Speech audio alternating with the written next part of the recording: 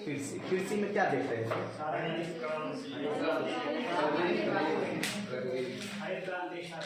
हरित क्रांति स्टार्ट होगा।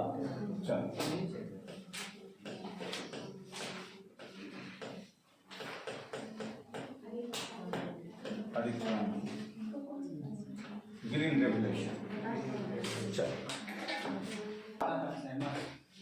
यदि कृषि इधर सुनेगा, हरित क्रांति से मतलब क्या हुआ? कृषि का उत्पादन और उत्पादकता को बढ़ाना, उत्पादकता को बढ़ाना। इसका मतलब ये हुआ, हरित क्रांति पे हम लोग जाएंगे, लेकिन इसका मतलब क्या हो गया कि हम लोग कृषि का क्या कर रहे हैं? स्पेशल उत्पादन कर रहे हैं या उसकी उत्पादकता क्षमता को हम लोग बढ़ा रहे हैं। ठीक है ना, कोई दिक्कत? जब हम लोग यहाँ पे आएंगे तो इसमें हमारे पास दो तरीका होता है। एक संस्थागत होता है और दूसरा, एक संस्थागत हो गया और दूसरा हमारे पास तकनीकी कारक से विकास होगा।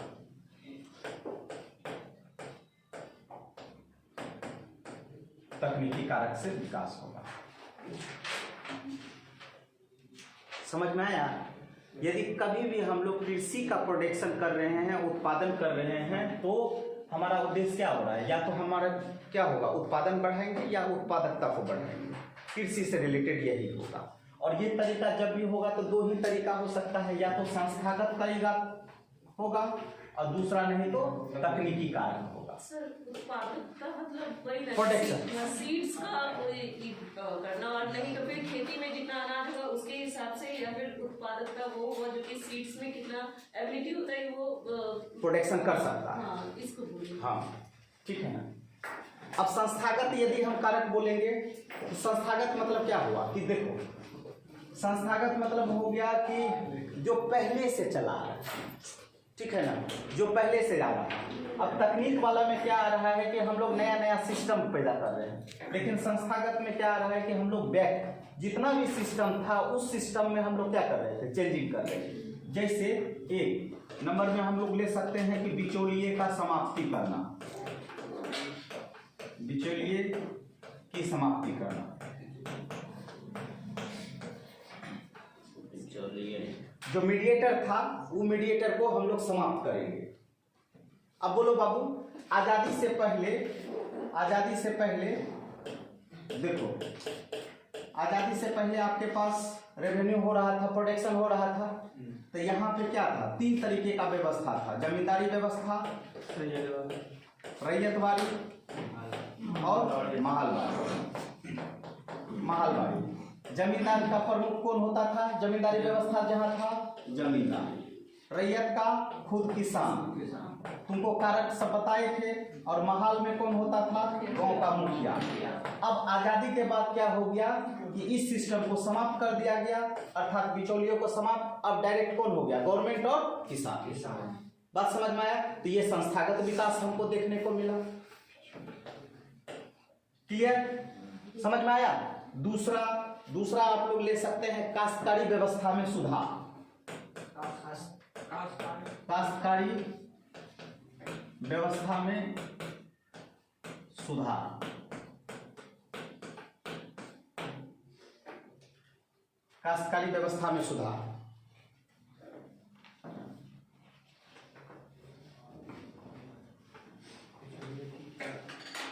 अब देखिए एक चीज यहीं पे, ये जो क्या बोले बिचौलिए मतलब नहीं समझे?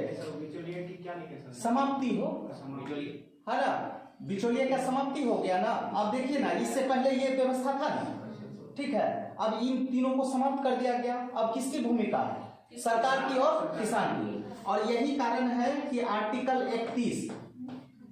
31 में क्या कहा गया था? फंडामेंटल राइट था, संपत्ति का अधिकार था ना, संपत्ति का अधिकार था ना। यही कारण था कि इस बिचौलिए के समाप्ति के कारण ही इस संपत्ति के अधिकार को चेंजिंग कर दिया गया था। बात समझ में आया? आर्टिकल 31 क्या कहता है? संपत्ति का अधिकार है।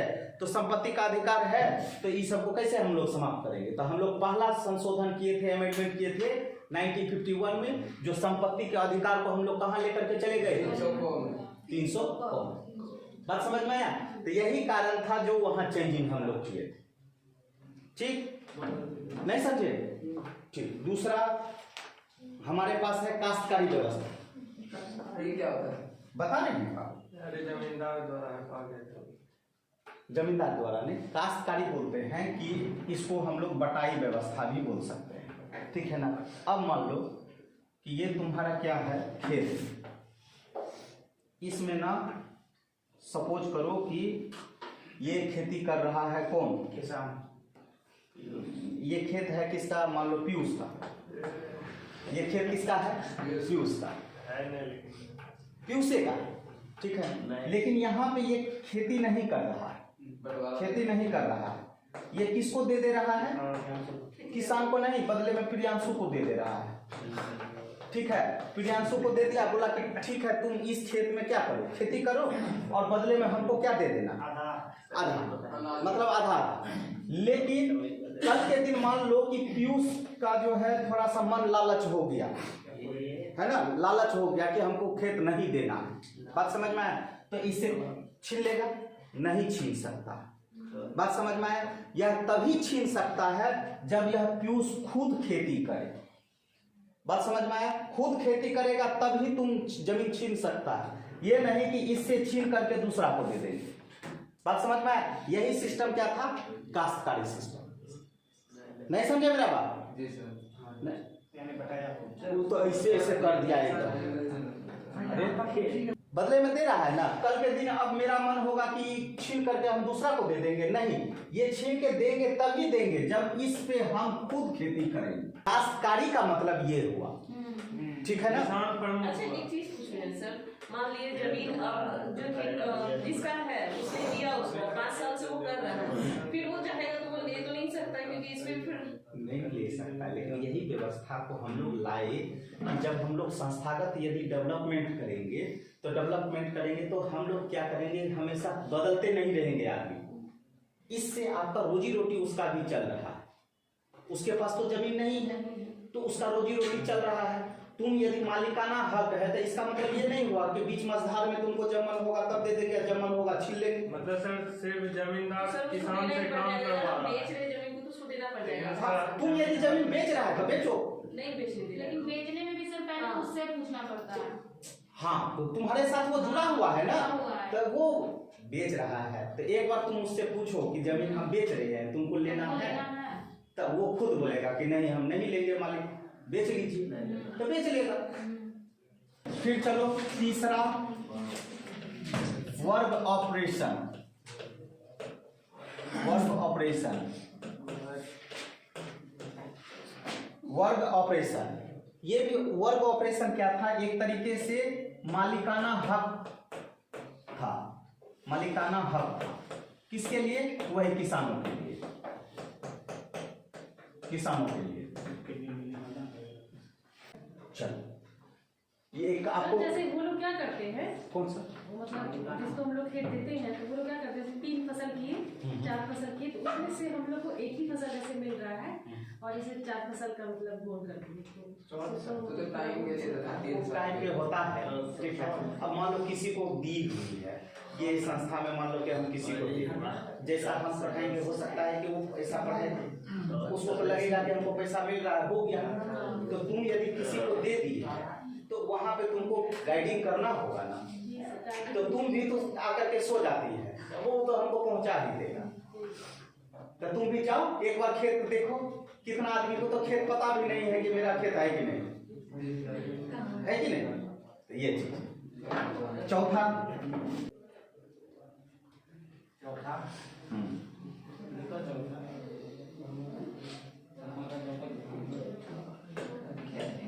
चकबंदी,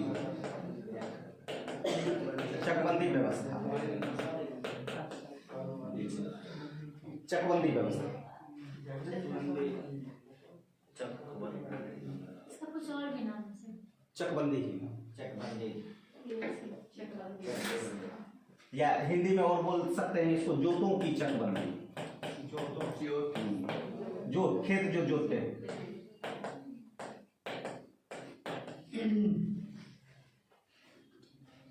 ठीक है, ये क्या था, ये व्यवस्था समझो क्या था कि मान लो ये ए है, ये बी है, ये सी है, डी है, ये पॉपुलेशन है। तो बढ़ती जनसंख्या हो रहा था, आज़ादी के बाद जनसंख्या इंक्रीजमेंट हो रहा है।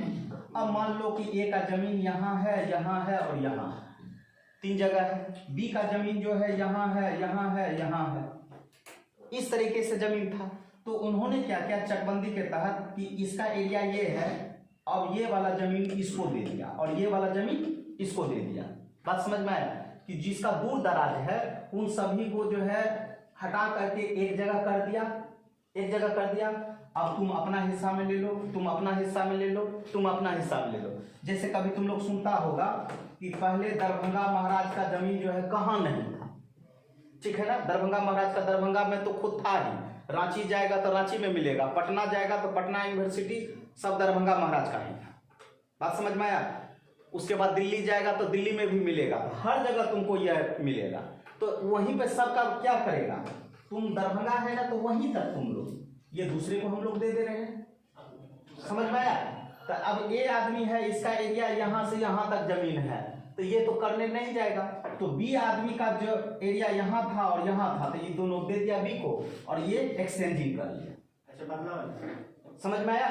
तो इसी को हम लोग क्या कहते थे, जोतों की चकबंदी। तो हमारे पास जब जनसंख्या वृद्धि हो रहा था तो भूमि का उपखंड कर दिया गया। भूमि का क्या कर दिया गया, उपखंड कर दिया गया, अर्थात विभाजित कर दिया गया।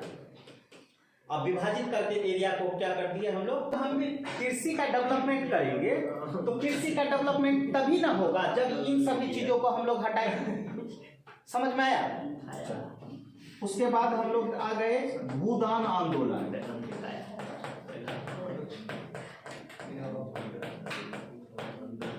भूदान आंदोलन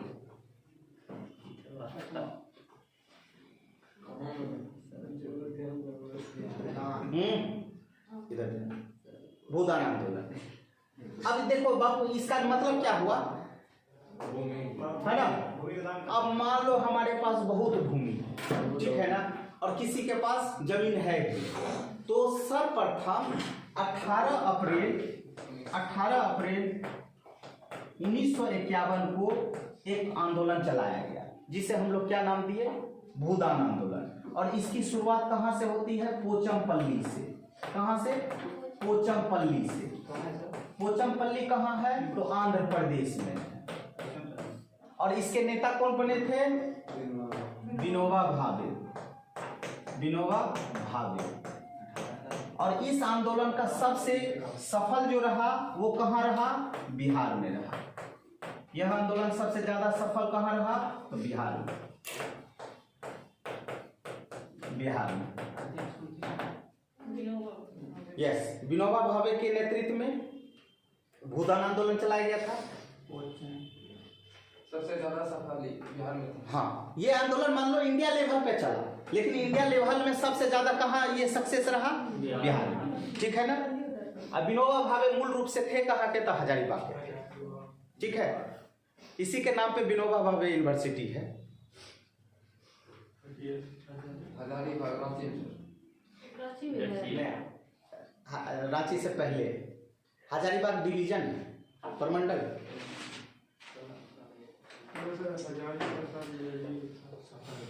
क्लियर है। हाँ है, आंध्र प्रदेश में है। और इसके नेता कौन थे, तो विनोबा भावे थे। ये सबसे ज्यादा सफल कहाँ रहा, बिहार में रहा। समझ में आया। इससे भी हमारा जो है मतलब कृषि में जो है उत्पादन में हम लोग सहायक बने। समझ में आया। अब मान लो कि जब देखो ये आंदोलन क्यों हम लोग चलाए, कि मेरा जमीन है ना भैया, तो इंडस्ट्री मेरे पास है नहीं है, था क्या, हम लोग 56 से हम लोग लेकर के गए थे इंडस्ट्री। समझ में आया। यदि आपको 1 बीघा जमीन मिल जाएगा तो आप क्या कीजिएगा, दिन रात एक कर दीजिएगा, तो हमारा कृषि प्रोडक्शन करेंगे हम लोग। समझ में आया। इसलिए हम लोग भूदान आंदोलन चलाए, ठीक है। वैसे भी दान करना चाहिए। धन का 3 ही गति होता है, दान, भोग और नाश। मतलब 3 गति, मतलब समझ में आया। जैसे ये सुषमा है, दान कभी करती नहीं है, करना चाहिए, है ना। भोग अपने पर भी नहीं खाती है, लास्ट में मर जाएगी तो क्या होगा, नाश ही होगा। तो हमेशा जितना भी रुपया है उसका कुछ ना कुछ हिस्सा दान जरूर करो, ठीक है ना। और मुस्लिम कौम में तो एक रिवाज है कि आपको दान करना ही करना है। आप लोग स्पेशली मंदिर जाते हैं तब जाके दान करते हैं, और दान भी करेंगे ना तो स्टाइल आजकल हो गया है, एगो कमल बांटेंगे सेल्फी लेंगे, ठीक है ना। दान वैसा करो, खास करके हमारे जैसे मास्टर के पास तो अवश्य दान करो। चले भूदान आंदोलन क्लियर। 6 नंबर नेक्स्ट, जोतों का आकार। जोतों का आकार, आकार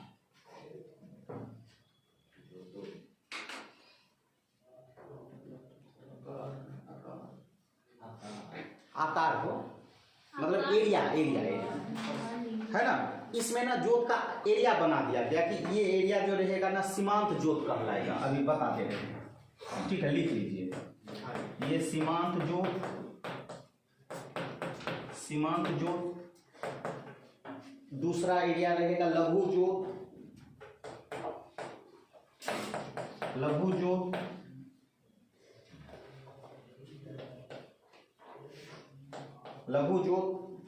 तीसरा रहेगा लघु सीमांत जोत।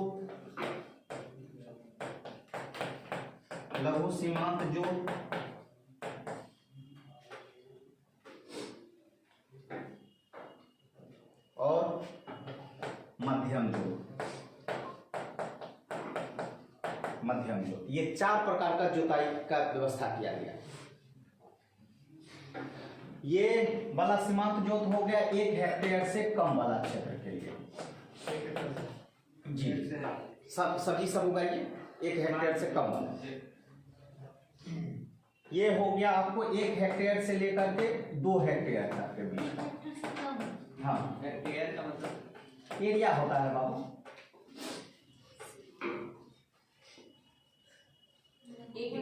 जी हाँ, लघु वाला हो गया 2 से 4 हेक्टेयर के बीच।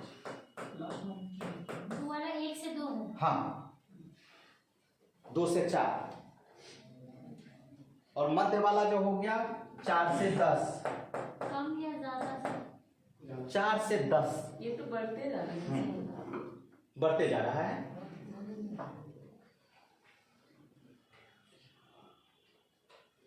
और लास्ट किया गया उच्च जोत। ये 10 हेक्टेयर से ऊपर। 10 हेक्टेयर से ऊपर। आकार हो गया बाबू हमारे पास 7वां, विस्तृत एवं गहन खेती। विस्तृत एवं गहन खेती।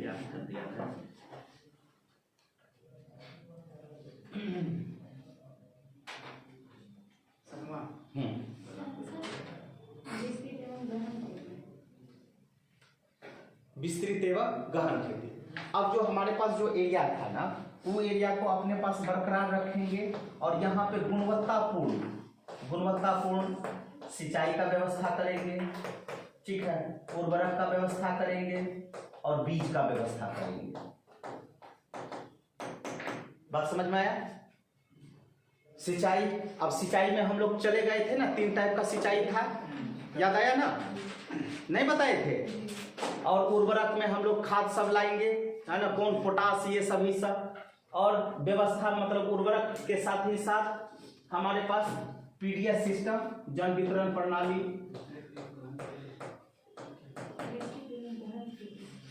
विस्तृत एवं गहन खेती।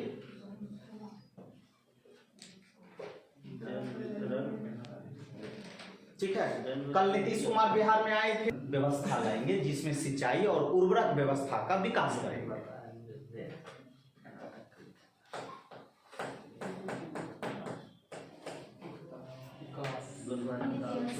समझ में आए? चलो, ये तुम्हारा क्या था? संस्थागत कारण था। मतलब ये ट्रेडिशनल हो गया कि यदि आपको कृषि का विकास करना है तो आपको ये सभी चीज करना ही पड़ेगा। तो पहला हम लोग क्या देखे? बिचौलिया की समाप्ति। दूसरा क्या देखे? काश्तकारी व्यवस्था। तीसरा क्या देखे? वर्ग वाला। चौथा क्या देखे? चकबंदी व्यवस्था। पांचवा क्या देखे? भूदान आंदोलन। और छठा क्या देखे? जोतों का आकार। और सातवां क्या देखे?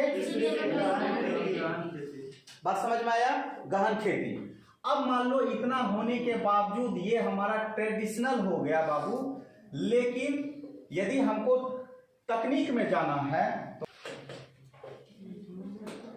याद कीजिए 1966 क्या हुआ? 1966 क्या हो गया? हमारे यहाँ अकाल आ गया। याद आया? अकाल आया। अब इस अकाल के बाद हमारा ट्रेंड बदल गया, ठीक है ना? इस अकाल के बाद हमारा क्या हो गया? ट्रेंड बदल गया। ट्रेंड बदल गया तो अब यहाँ पे तकनीकी कारण में हम लोग क्या लिए? तो high yield variety. High yield variety मतलब उच्च किस्म की बीज, उच्च किस्म की बीज। तकनीकी, हाँ ना, तकनीकी में बात समझ में आया? हम लोग बाबू यहाँ उच्च किस्म का बीज ले लिए। दूसरा, सिंचाई व्यवस्था को अब हम लोग विस्तृत कर दिए। सिंचाई व्यवस्था को विस्तृत कर दिए।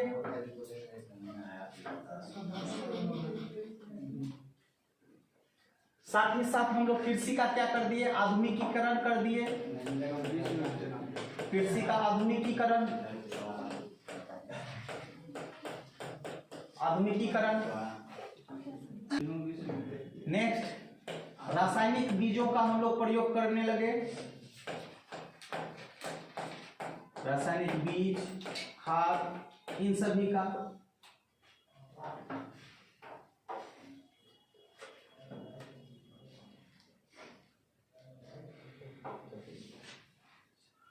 ठीक है, यही मेरा क्या कॉजेज निकल गया? तकनीकी कारण में। और यही आपका कारण निकल जाएगा हरित क्रांति में। हरित क्रांति में इससे क्या हो गया? इससे हमारा क्या हो गया? प्रोडक्शन हमारा ज्यादा हो गया। प्रोडक्शन ज्यादा हो गया तो यही हमारा क्या कहला रहा है? हरित क्रांति कहला रहा है। अब हरित क्रांति का स्पेशलाइज हम लोग शुरुआत करेंगे तो 69 से करेंगे। बात समझ में आया? अब तक हम लोग 66 में जब हम लोग अकाल से जूझ रहे थे तब हम लोगों ने ये सोचा कि वो जो मेरा ट्रेडिशनल है, संस्थागत है, उस संस्थागत को छोड़ करके अब हमको किधर आना होगा? तो तकनीकी की ओर आना होगा, टेक्नोलॉजी को अपनाना होगा। और टेक्नोलॉजी को अपनाएंगे तभी चल करके हमारा क्या होगा? प्रोडक्शन बढ़ेगा। बात समझ में आया? उत्पादन बढ़ेगा तब तो जाकर के हम लोग सही तरीके से रहेंगे। तो उस उत्पादन को बढ़ाने के लिए क्या हम लोगों ने अपनाया? उच्च किस्म की बीज, सिंचाई व्यवस्था का उन्नत लाभ, कृषि का आधुनिकीकरण और रासायनिक बीज एवं खाद। और यही हमारा इससे क्या हो गया? फसल का उत्पादन में वृद्धि हो गया। और यही क्या कहलाया? हरित क्रांति। बात समझ में आया? यही क्या कहलाया? हरित क्रांति। फसल के उत्पादन में वृद्धि। अब यदि आपसे पूछ देगा कि भारत में हरित क्रांति के पीछे सबसे बड़ा कारण कौन सा था, तो ये कारण था, मतलब तकनीकी कारण। समझ में आया? यदि आपको बोलेगा संस्थागत कारण था तो बोलिएगा नहीं। संस्थागत कारण जो है आफ्टर आजादी के बाद हम लोग उस संस्थागत कारण में आए जिससे हमारा क्या करेगा? कृषि का विकास होगा। बात समझ में आया? लेकिन 66 के बाद हम लोग क्या अपनाए? तकनीकी कारण। और यही कारण क्या बना? हरित क्रांति। क्लियर है? 1966 में ही सब वो चालू हुई है। 66 के बाद हम लोग उभरे किसमें? तकनीक की ओर। बात समझ में आया? इस तकनीक में हम लोगों ने इनका पालन किया, तब जाकर के इनका पालन किया, तब हम लोग लाएंगे green revolution. Green revolution sir अभी आ रहे हैं, उस पर गए नहीं है। ये कारक बनेगा हरित क्रांति लाने का। में एरिया बना, हरित क्रांति से किसको लाभ हुआ, किसको नुकसान हुआ? रुकिए, चिंता न कीजिए। क्लियर?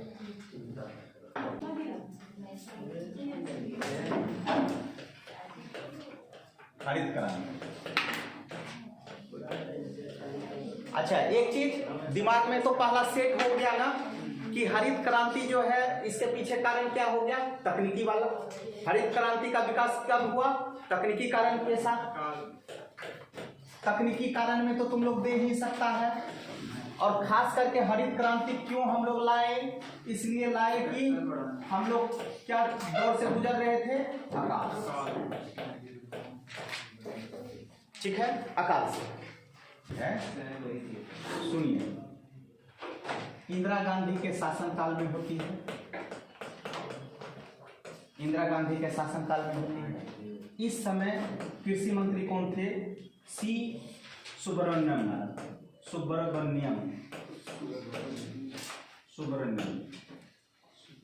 इंदिरा गांधी प्रधानमंत्री के शासनकाल में कृषि मंत्री थे सी सुब्रमण्यम के नेतृत्व में खरीफ फसल के साथ हरित क्रांति की शुरुआत होती है। समय के प्रधानमंत्री कौन थे सर? इंदिरा गांधी। हरित क्रांति की शुरुआत होती है।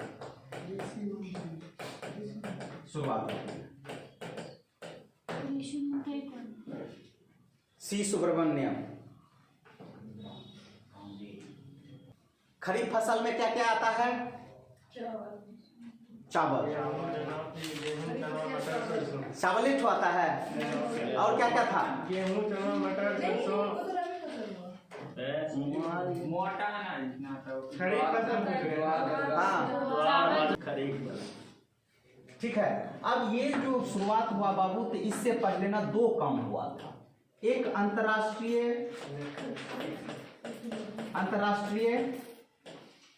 चावल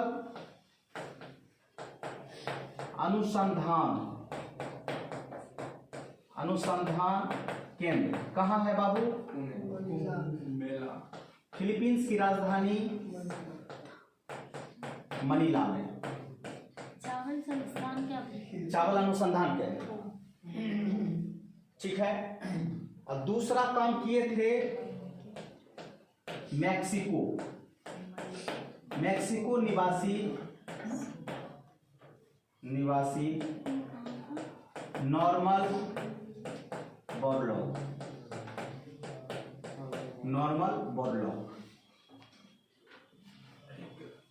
ठीक है।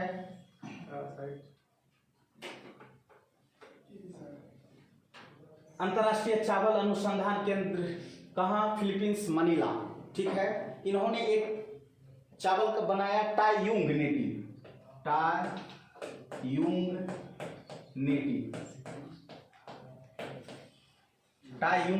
ये चावल का किस्म है। क्या है? चावल का किस्म है।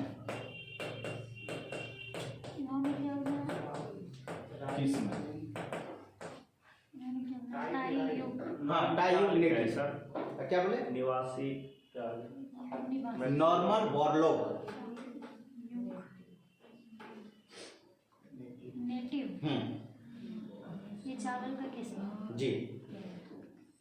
और नॉर्मन बोरलॉग जो है गेहूं का परिष्कृत किया।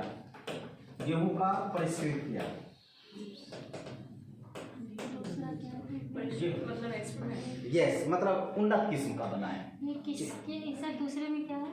Norman Borlaug. ये किसको मतलब क्या है ये? ये हम बोले कि ये हमारे यहाँ शुरुआत हो गया। उसका दूसरा सर नॉर्मल बोरलॉग 64A।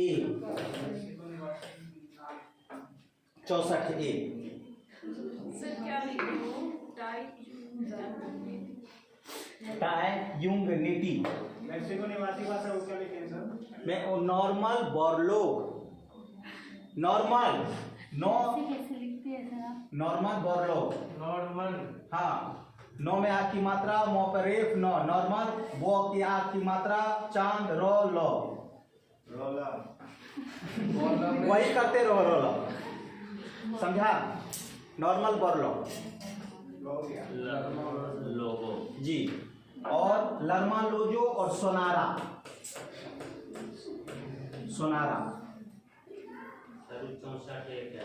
गेहूं का किस्म है, अभी भी है।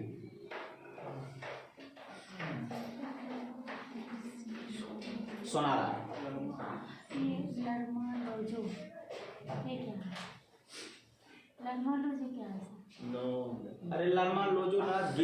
किस्म है और सोनारा जो है ना गेहूं का किस्म है, समझ में आया? और ये चावल का क्या है, किस्म है 64A। उस समय से यही सब होता है। अभी भी होता है 64 क्या लिखे सर? 64A हो क्या तुम ये किस्म आप लोग को ज्योग्राफी में भी हम बताए नहीं बताए थे, IR20 IR22 है ना, ये चावल के किस्म है, पढ़ी है ना, दिमाग खोलिए, यही सब चीज नहीं मिलेगा कहीं, समझ में आया? ओवरऑल ऐसे बता देता है हरित क्रांति, ये था वो था, ठीक है। चलो अब यहाँ पे ध्यान, सोना क्यों हुआ? तो तकनीकी कारण के कारण हुआ। तकनीकी कारण हम लोग क्यों अपनाए? इसलिए अपनाए कि हमारे यहाँ अकाल आया। और इसका जो है शुरुआत कब होता है? तो हमारे यहाँ प्रधानमंत्री हुए इंदिरा गांधी, और उस समय कृषि मंत्री हुए कौन? सी सुब्रमण्यम। बात समझ में आया? इनके नेतृत्व में ना हरित क्रांति की शुरुआत होती है भारत में। बात समझ में आया? कौन सा फसल के साथ? खरीफ फसल। ये अपनाने के लिए क्यों बाध्य होते हैं? इसलिए कि उस समय अंतर्राष्ट्रीय चावल अनुसंधान केंद्र फिलीपींस मनीला में है, और यहाँ पे कौन सा चावल का अनुसंधान किया? तो टाईयूंग लेटी। तो वही मैक्सिको के निवासी कौन थे? तो नॉर्मन बोरलॉग। गेहूं का परिष्कृत कर मतलब एक उन्नत किस्म बना करके कौन बनाए बीज? लर्मान लोजो और सोनारा। ये दोनों काम आयात किया। आयात मतलब वहां से आया। कहाँ आया? भारत आया। तो ये काम देखने के लिए किसको दिया? MS स्वामीनाथन को। किसको दिया? MS स्वामीनाथन को। भारत में ये काम किसको सौंपा? MS स्वामीनाथन को। इसलिए भारत में हरित क्रांति का जनक किसको कहा जाता है? तो MS स्वामीनाथन को। विश्व लेवल पे किसको कहा जाता है? तो नॉर्मन बोरलॉग को। बात समझ में आया? हरित क्रांति का जनक विश्व लेवल पे कौन? Norman Borlaug. और भारत में किसको?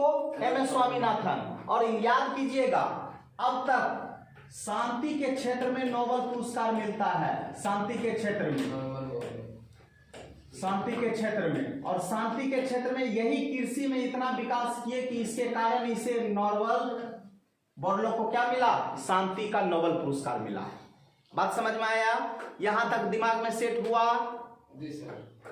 20 लेवल पर जी। और ये कब मिला इसको नॉर्मन बोरलॉग को? तो 1970 में शांति का जी नोबेल पुरस्कार। कारण की बात करेंगे तो इसका मतलब क्या हो गया? ट्रेडिशनल कि अब हम आजाद हो गए हैं। आजाद होने के बाद हम लोग यहाँ नया पॉलिसी अपना रहे हैं। उस पॉलिसी में हम लोग क्या हम लोग देखे? तो सबसे पहला ही हम लोग देखे कि जो बिचौलिया पद्धति था उनको हम लोगों ने समाप्त कर दिया। ठीक है। इस बिचौलिया पद्धति को समाप्त करने के साथ ही साथ हमारे संविधान में भी संशोधन करने की आवश्यकता पड़ गई। ठीक है ना, जिसके तहत हम लोग संपत्ति का अधिकार 31 को हटा करके कन्वर्ट कर दिए दूसरे जगह। क्लियर है बाबू? कोई दिक्कत? दूसरा हम लोगों ने सुधार क्या किया था? काश्तकारी व्यवस्था बता दिए, काश्तकारी। तीसरा हम लोगों ने क्या बताया आपको? वर्ग। उसके बाद चकबंदी व्यवस्था। उसके बाद हमारा क्या था? भूदान आंदोलन। उसके बाद जोतोबाका। उसके बाद विस्तृत एवं गहन खेती। ये हमारा ट्रेडिशनल हो गया और इससे हमारा विकास हो रहा था, लेकिन इतना नहीं हो रहा था कि हम निर्यात कर पाए। बात समझ में आया?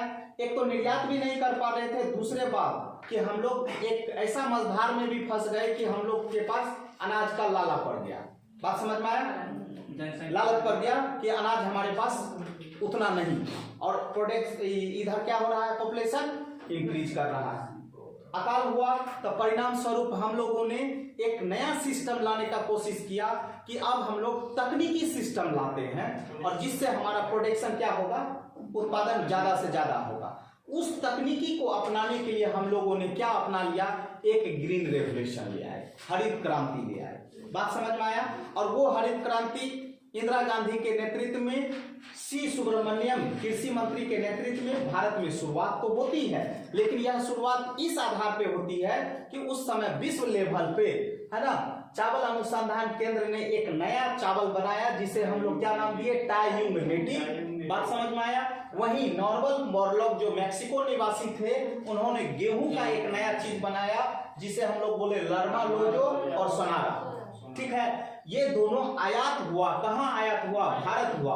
आयात होने के साथ ही साथ यह काम किसको सौंपा गया? एम.एस. स्वामीनाथन को। और यही काम शुरुआत हो जाती है भारत में क्या चीज का?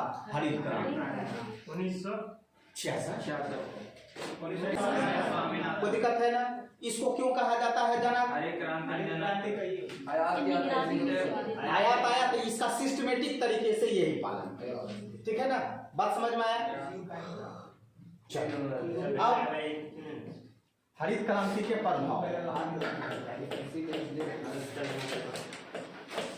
हरित क्रांति के प्रभाव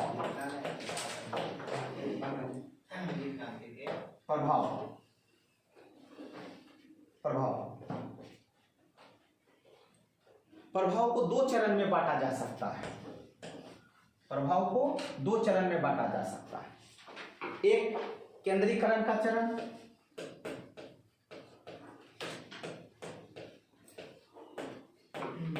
और दूसरा विकेंद्रीकरण का चरण।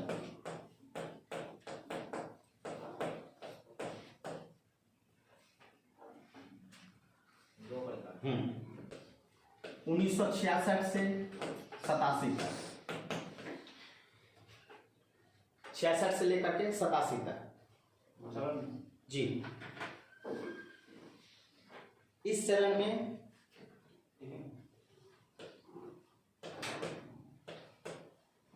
केंद्रीकरण चरण 66 से 87, ठीक है ना?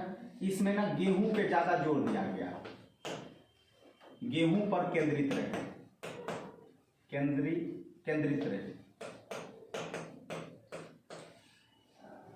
रहे, गेहूं पर केंद्रित रहे। इसका प्रभाव पंजाब,